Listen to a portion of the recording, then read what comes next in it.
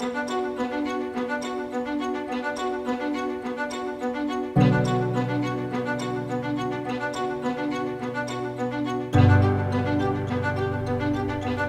folks, my name is Mike Dobbs and you're watching Government Matters here on Focus Springfield. Today we've got a sort of unusual Government Matters show because usually what we do is to interview someone who is either an elected official or perhaps a department head in city government. But today I got two really smart guys here and it's going to be a little bit of inside baseball for us today. So if you're a political junkie like me, I think you're going to appreciate what we're going to be talking about. And what we're going to discuss today is the issues about whether or not scientific surveying is still relevant and is still capable of being accurate in the era of the cell phone.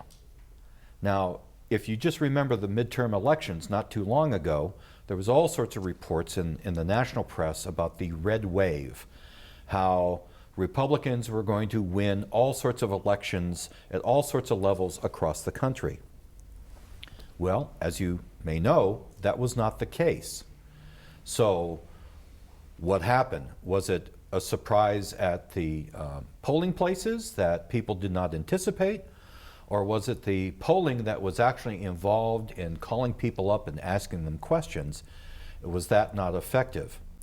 So we've got two guys who know what this is all about. At this end of the couch is Tony Cignoli, who is of course a well-known national political consultant, among other things. And on this end of the couch we have Tim Vercellotti. He is the director of the Western New England University Polling Institute.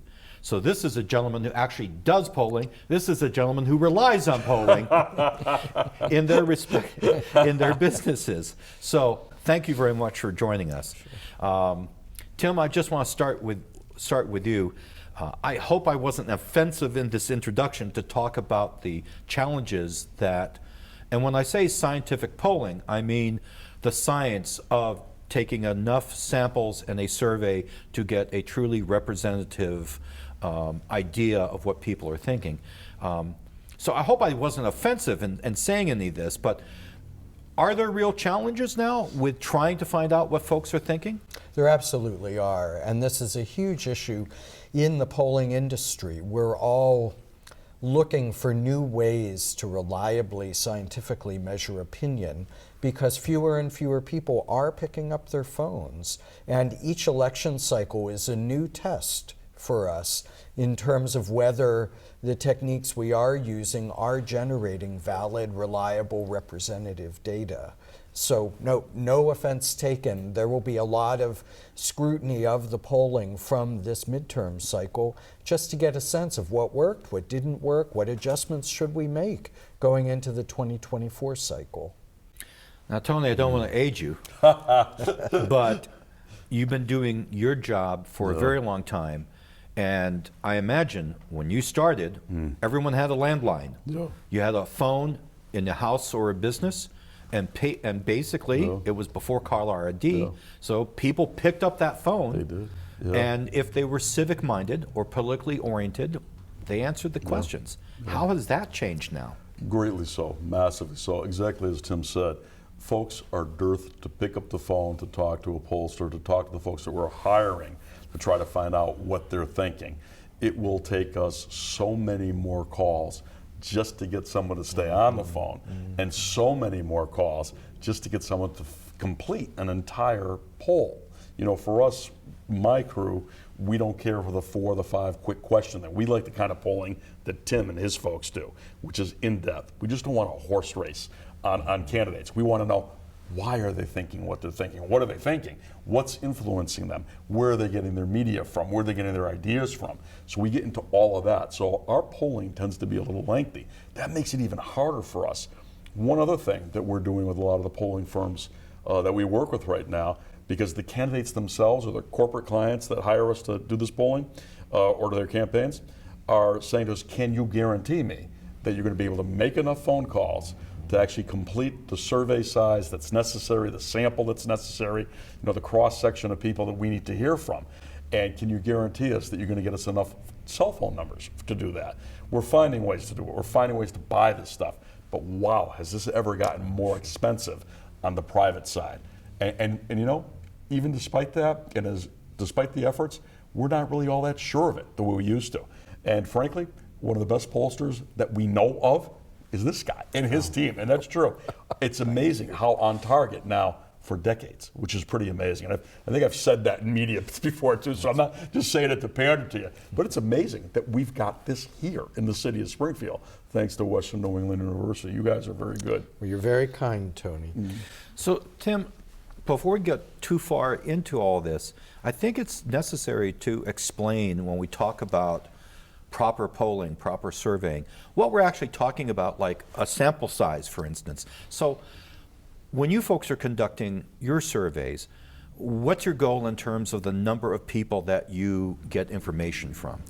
Well, it's changed a bit because of some changes in the transparency that's required of good polling. So we typically aim for a sample of 400 to 500 respondents. That gets you a margin of error of plus or minus 5, plus or minus 4.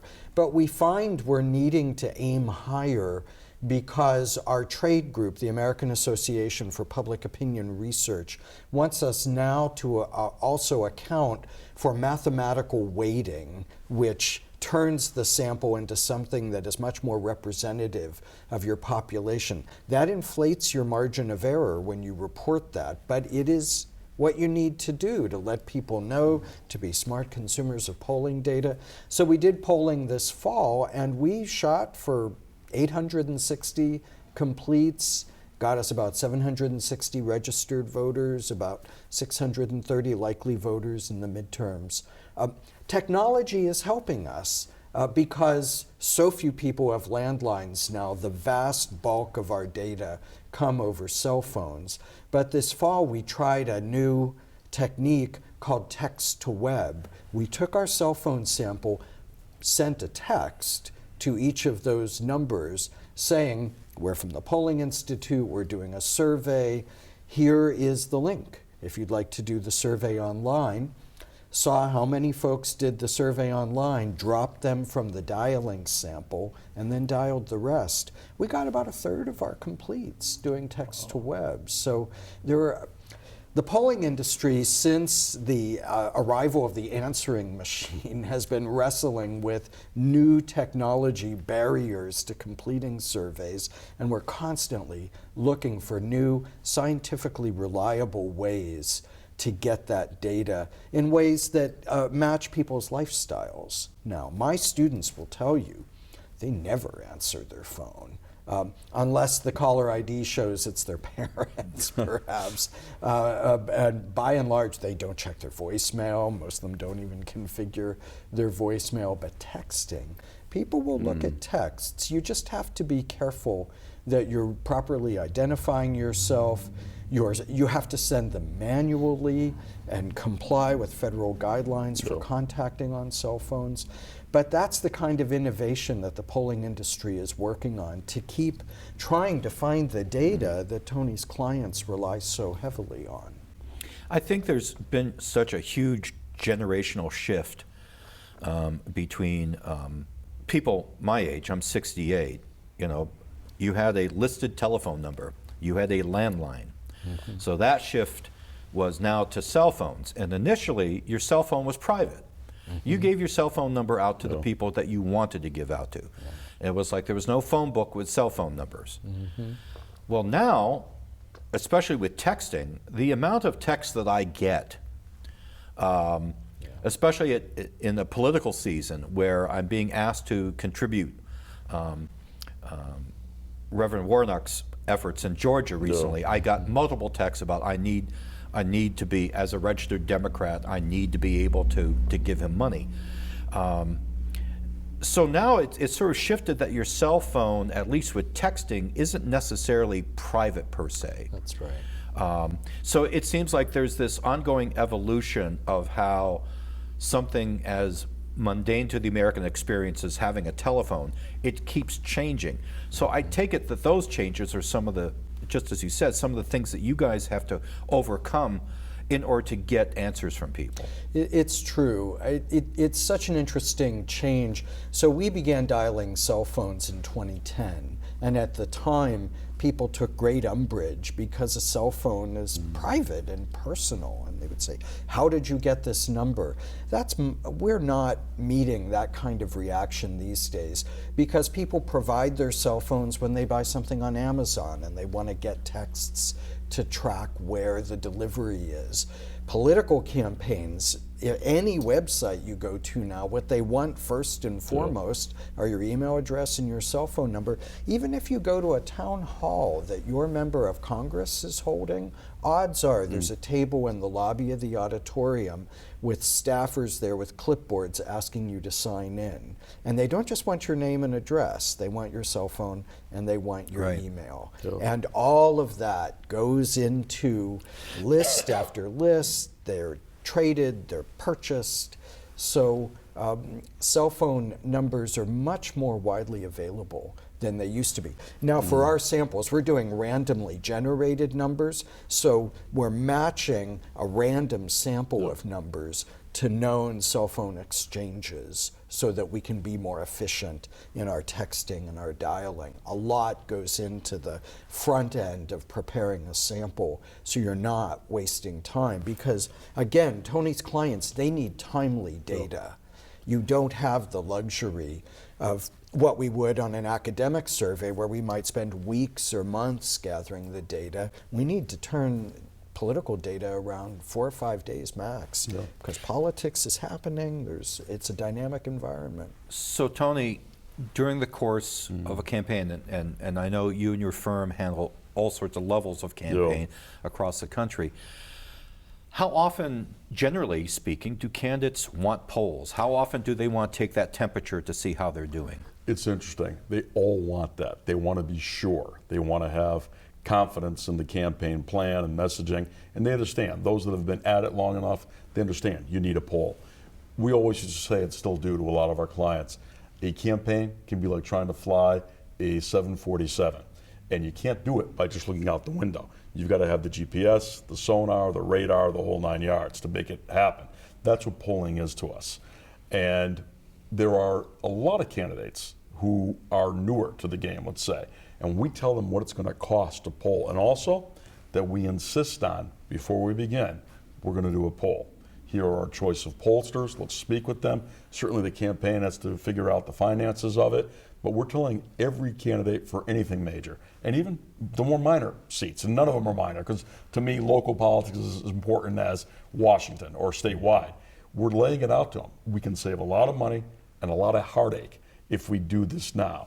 You know, polling early is essential, absolutely essential.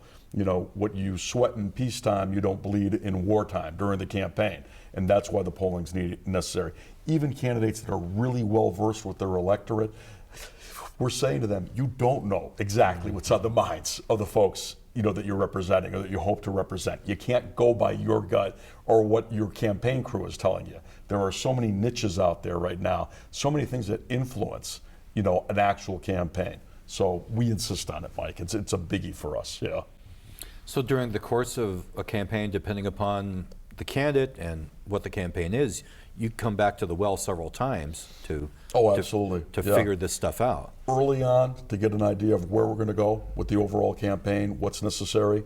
Early on, to weigh out what the competition's weight might be, if we know who's in the cycle against us. We often will poll not knowing early enough, we'll poll not knowing who the opponents are going to be, but wanting to know more so, what is it that this electorate wants and needs? What do they believe? How are they being influenced? What's the impact of things? And for us now too, something else that's changed a lot is it's not just political issues and questions. We want to know what the electorate is feeling, whether it's the economy, what they're dealing with. What is the biggest issue in your community today? We'll ask something along those lines. And not always are we going to get a political answer. We're going to get some other community answer, here's the biggest thing that I'm confronting as a parent, as a grandparent, as a small business person. We want to know those things too, because those can become huge influencers in a campaign, especially towards the end of the campaign. And so even more so to your question, we like to poll several times, early, in the middle, and towards the end, especially if we're in a very engaged campaign. So Tim, you mentioned about people in your industry basically now having sort of to unpack the polling from the midterms, and to see why in many cases it did not reflect the outcomes. So when you do that kind of postmortem, what are you guys doing in order to try to say, okay, why was the reality this where we thought the reality was that? You know, what are the kinds of things that you actually have to do to try to figure that out? It can be a mix of things. So members of APOR will provide data sets. This is how we gathered the data. These are the actual data. Let's take a look. Here is how we identified likely voters, because that can often be a source of inaccurate expectations. If you think turnout is going to be low for a certain group and it turns out not to be, young people, for example, your numbers are going to be off. Then the other thing to look at is the polls that were aggregated. So there are a couple of websites out there, 538.com, Decision Desk HQ. They come up with very sophisticated models using tens of thousands of simulations based on polls that they've aggregated. This fall, we saw a glut of polls from Republican polling firms around the country. Some of them with lengthy track records, so you could assess the quality. Some were pretty new to the party, though, to the table, to the activity of polling in a campaign. And that can throw your aggregations off, that can throw your statistical models off. The models were actually pretty good for the Senate. The prediction was a continued knife's edge majority, give or take a seat. The House, very different in terms of the number of net gain seats that the Republicans picked up. That was overstated. There was also a real dearth of polling at the House district level this year. So there was a lot of guesswork about how those House races were going to go. So this is something both of you can answer. See, I always thought that a polling organization was essentially neutral or bipartisan, that they didn't have a dog in the race, that what they wanted to do was to find out information that people could use, whether it's people in the news media, people in your business, or just voters who want to know what direction something is going in. But there seems to be firms that have sort of a prejudice, so to speak. You just talked about like Republican firms, so, and I'm sure there's probably progressive firms. Sure. So I'm not trying to tar one side or the other. And from a complete layman's point of view, it would seem like having a preconceived political affiliation might color what you do and how you do it and the conclusions you come to. Is that fair to say? It is, and many of the firms that have a partisan connection are firms that do political campaign polling, where they'll tend to serve one party's candidates or the other. And when you're doing campaign polling, in addition to all of the important measures that Tony described, you might also be modeling the electorate with various scenarios and coming to your candidate client and saying, well, this is where we think the race is if turnout is X. Here's where we think it is if it's Y. Here are some assumptions about specific groups and how they turn out. And so some Republican-leaning firms might be putting out their most favorable or positive scenarios in those races, as will Democratic firms, as will progressive firms. This happens across both parties. Separate from them are academic surveys or nonpartisan surveys, and they will sometimes partner with news media to put polls out. One would hope that those are just simply straight down the middle. You think about Quinnipiac University, Monmouth University, our little shop, and what we do. There's no profit, there's no advantage in siding with one party or the other. You just want to get it right. So you've got a mix of those nonpartisan pollsters, along with firms that are hired specifically for candidates and political parties. And divining the difference in what they're putting out to the public is hard. It's tricky. So Tony, when you're working with a candidate, are you advising them to say, okay, just don't listen to the pollsters that are representing your party. You got to listen to everybody to try to get a more realistic viewpoint? Absolutely. We won't go by what we're getting from a state committee or even national committee. We want our own. We want our own micro, right down onto the ground polling that's telling us exactly what's happening in the communities that make a difference to us. Tim is so on target. The congressional polling, the House polling this last time around, it was amazing to me how many candidates were relying on, well, the DNC told us this, or the RSC said that, or Mass GOP is saying, and we just sit back and say, you're going to rely on another entity that doesn't have the exact same agenda that you do, that we do in this particular campaign. This makes no sense to me at all. So we won't do that. We'll insist on our own polling and having a real legitimate view of what's really going on. We won't rely on polling from outside. But Tim makes some very good points here. And it makes me think of that old adage, follow the money. When you're hearing about a poll, reading about a poll, and especially if you're in the new age of reporting, a new age journalist, be careful when somebody like me calls you up to say, here's what my poll says, here's what it is, because I'm going to spin you. That's another thing that's changed a lot. Yeah. And I say this not to pander to you, Mike. No. You can't get this kind of stuff by somebody like Mike Dobbs. You know, younger reporters, though, gosh, they're under deadline, they're getting hammered, they've got to get it out quick, and everyone's racing. Here's the latest poll. Everyone's fascinated with, here's the state of the race today. We always remind our candidates in our campaigns, the workers in the campaigns, today is not the election. The election is November 8th, November 6th, November 2nd. On that day, the election will be won. But here we are so early on to do a prediction 6 months before, 3 months before. It can be amazing. Sometimes we'll take a great poll for our candidate and try to get it out there to see if media will pick it up to get that a fait accompli impact on a campaign. We got it. It's over. Reality, we know maybe it's not. And we've got to do a lot of key things to keep going to win. But you try to create that kind of a perception.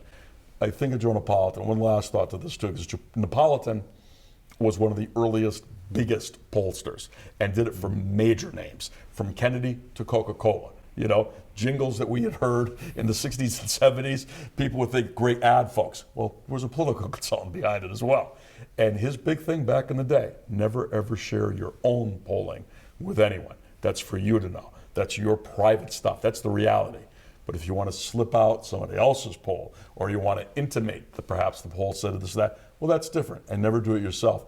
It would be beneath political consultants of Napolitan's time to do something like that. And all of that changed, I want to say late 80s, 90s. The game changed. And that's why the key journalists that are out there who ask the tough questions, who question polls, are as essential and as important as the pollsters themselves right now. So we've had some elections in the last few years where we were told, well, this person's going to win, and then that person wins. I'm reminded of the presidential race with Hillary Clinton and Donald Trump in terms of some of the stuff that was being reported that, you know, Senator Clinton was going to win. Didn't turn out that way. And a lot of people were surprised about that. And now, just with this, quote, red wave, there's another thing. Even on the state level, there was a lot of states where, you know, the Republican candidate for governor was going to win, and it didn't turn out that way. Do you think that polling is having a credibility issue because of this? And again, for me, with my generation and my generation of reporters, you know, polls, they're like catnip to us, you know, because someone is saying to us, this is the temperature of this race right now, and it's heading in that direction, and we know this because we did representative sampling on a scientific basis using methodology that has been proven time and time again. So for a reporter, it's like, well, that's a story, you know, midway race, candidate A is doing this, candidate B is doing that. do we have to repair the credibility of polling at this point, do you think? I think the polling industry has to do a much better job of education for the public, the consumers of surveys, but also journalists as well. And I find the leading pollsters in the field, the people I admire the most, are the ones who come to it with a lot of humility to say, there's a lot we don't know. Here's what we do know, but within these margins of error, in many, many cases, the gap between two candidates in a poll is within the margin of error when you apply it correctly to each candidate's number in the survey. When I talk to journalists, young journalists especially, that's the first thing I tell them, and it's often something they weren't aware of. So that there's really a range of possibilities and outcomes. And I'm a former newspaper reporter. I get it. Nuance is hard when you're a journalist because readers, editors, producers, they want clarity. They want reliability. And if you go to your editor... They want that headline. Yeah, and something you can sum up in a few words. If you say, well, it's a little more complicated than that, the reply you often get is, well, talk about that in the body of the story, but I need a lead, and I need something that we can summarize in a headline. So it's a challenge. As Tony pointed out, we can learn so much more from polling than who might be ahead or behind at a particular point, which is a snapshot. The much more interesting questions are what are on the minds of the voters, what are the issues that they care about, how likely are they even to show up, what is their faith in the democratic process right now. Those are tougher sells. Those are the second day stories when you put out a poll, or the Sunday story if you're following a traditional publication schedule from the old days of print. It's hard to get a headline out of that, but that's really where the value of polling lies. We as an industry have to do a better job of reminding people of that. There are wonderful stories to tell, but they're in shades of gray. It's not black and white. And if we can find the time and the space to do that, we're all going to be a more informed electorate and better consumers of polling, too. Well, I will say you're absolutely right about a number of things that journalists contribute to this whole general issue, which is, A, the emphasis now of someone says something and it has to be on a website now. You're not given the time to figure stuff out. You're not given the time to talk to an editor. You're not given the time to put it within a larger context because you're trying to beat your competitor on another website. That's our problem, which is a huge problem in my estimation. I think the other thing is that a lot of times younger, inexperienced journalists are given assignments that they're not given the proper context for.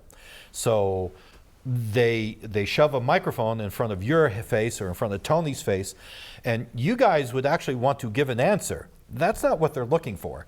They're not looking for a couple paragraphs, which is what they should. What they're looking for is one sentence that sort of sums up everything. And the problem is that in reality with political reporting, it's nuance, it's context, it's stuff like that. It's just not that headline, it's just not that lead, and it's just not putting it up there 5 minutes after someone has said something without actually looking at it. Well, Brendan is telling me our time is almost up, so our time is almost up, but because I could talk about this with you guys for a long time because it fascinates me about how much polling has become so incredibly important for consumers of news to try to figure out what is happening in a particular race or with particular issues. And at the same time, you have these struggles, these obstacles that have come with the evolution of communication technology in order to try to be accurate. So this is my catnip today, I can tell you that. So I want to thank you both, Tony and Tim, for coming today and talking about this. And again, folks, you may think this is a little bit too inside, but this is exactly the kinds of issues that we're facing in reporting news about about elections, reporting news about referendums. And I want to thank you both for shedding some really valuable light on this subject today. What a pleasure. Thank you. Thanks, And Mike. folks, thank you very much for tuning in to another edition of Government Matters here on Focus Springfield.